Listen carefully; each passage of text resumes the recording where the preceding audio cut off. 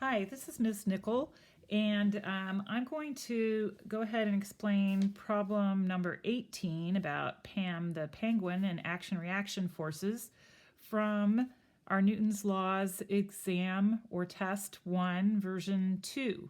So I talked about problem 17 with the horse and the wagon before. That was a action-reaction force pair problem, and in this case we had one body pulling on another body. In the case of Pam the Penguin, we're talking about one body pushing on another body. Pam's feet are pushing backward on the ice floe, and the ice floe is pushing her forward. So we can look at a more straightforward example here with two ice skaters, and I can call the ice skaters anything I want, but I'm going to call them Betty and Lisa. And other things we know about them is that Betty has a mass of 55 kilograms and Lisa has a mass of 46 kilograms.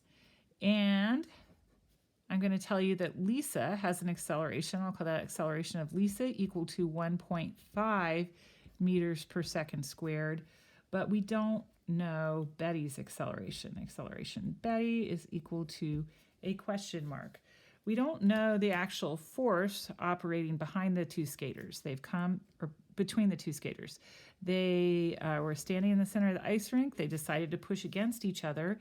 And so they're generating two force vectors that are equal in magnitude and opposite in direction. One of those is going to push Betty to the left.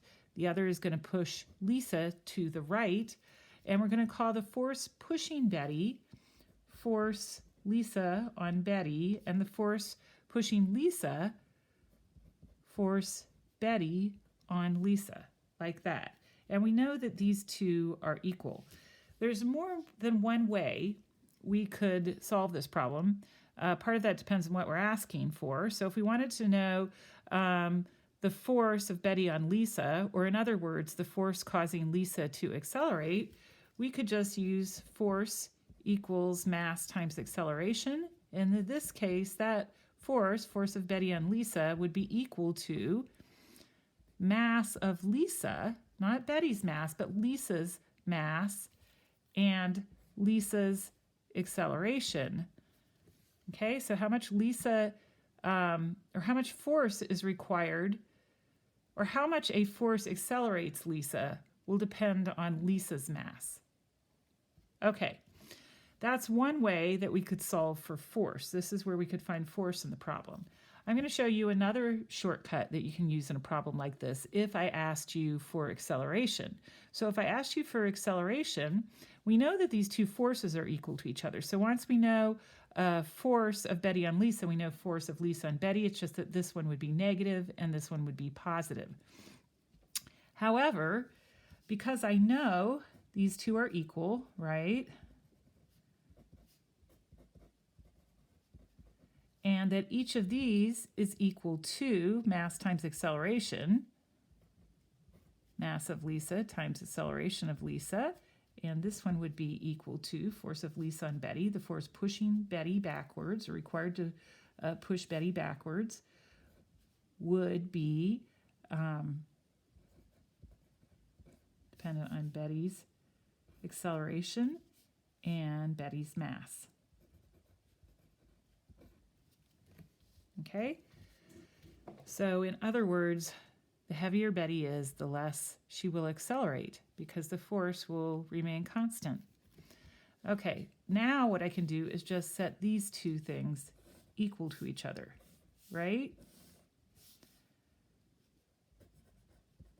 Betty, acceleration of Betty equals mass Lisa times acceleration of Lisa. And then I'll go ahead and plug in my numbers. I know Betty's mass, that's 55 kilograms, times Betty's acceleration, which we don't know. That's what we're trying to find. And we know Lisa's mass, 46 kilograms, times Lisa's acceleration, 1.5 meters per second squared. And then I can take acceleration of Betty, since I'm going to divide both sides by 55, right? And that will allow me to get rid of 55 on this side and then say that this is equal to 46 kilograms times 1.5 meters per second squared divided by 55 kilograms. My kilograms are going to cancel. I'll end up with acceleration. And so my acceleration is going to be equal to 1.2 meters per second squared for Betty, which makes sense. Betty has more mass, so she's accelerating less, 1.5 meters per second squared, compared to Lisa, who's accelerating at 1.5 meters per second squared. So even though the forces are equal and opposite, the acceleration of the two bodies will depend on their mass. Okay, so now we're going to look at the problem with Pam the Penguin. So this is a similar problem, even though it initially sounds a little bit different. We have Pam's mass. So here's Pam, and she has a mass of 18 kilograms. She's running across this ice floe, and she's accelerating at a rate of 1.2 meters per second squared. And we know the ice floe has a mass of 224 kilograms. So we can draw a picture of like this, where we have a picture of Pam here, right? And she is running her little feet off. There we go. There's Pam's feet. And ice floe, we're just going to draw kind of a, I don't know, I'll just draw a thing like this. Okay, there's our ice floe. Okay, so what does force look like in this case? So whenever we're walking, we're pushing backward against the ground, right?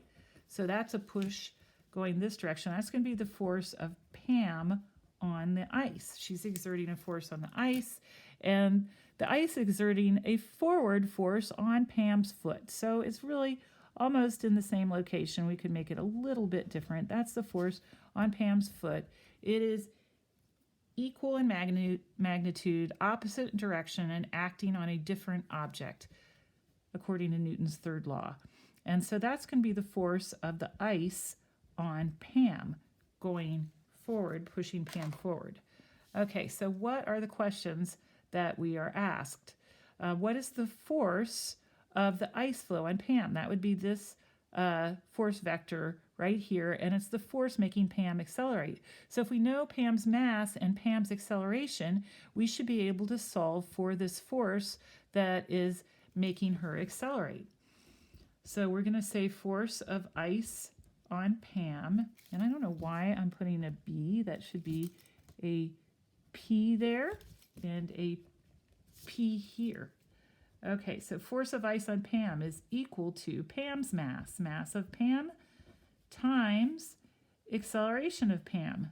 We have these, so we're going to write them in. 18 kilograms times 1.2 meters per second squared, and that comes out to 22 newtons, and it's positive because it's to the right. What is the force pushing the ice floe backwards? Equal in magnitude, opposite in direction. Pam is pushing the ice backwards. That's the force of Pam on the ice, and it's going to be negative 22 newtons. Okay, what is the acceleration of the ice floe?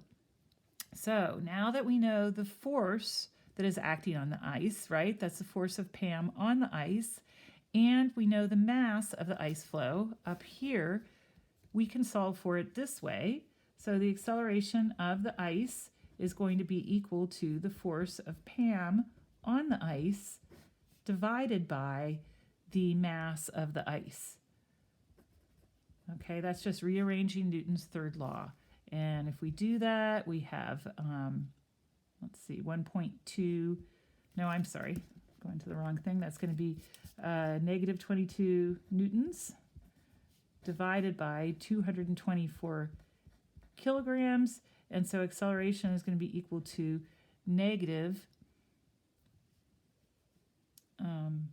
where did I write that down? Sorry, negative 0.098 meters per second squared. Okay, so we also could have solved this if we hadn't wanted to know anything about the force, right? We could have done this. We could have set the mass of Pam times the acceleration of Pam, which we had, equal to the mass of the ice times the acceleration of the ice. Okay, so we know the mass of Pam. Let's try it this way too. 18 kilograms times acceleration of Pam is 1.2 meters per second squared, and that's equal to the mass of the ice, 224 kilograms times the acceleration of the ice. Okay, so if you did go through and solve this, then you divide both sides by 224, right? Cancel these, and then set acceleration of the ice equal to all of this here. And if we were to solve that, we would come up with the exact same thing that we got here. The only thing is that we're going to have to just go ahead and know that that is in the negative direction, because it's not going to come out that way automatically. And that's the acceleration of the ice flow. Okay, so I hope this helped you understand action-reaction force pairs and Newton's third law better than you did before, and that you'll be ready to retake a problem just like this on the test. See you in class.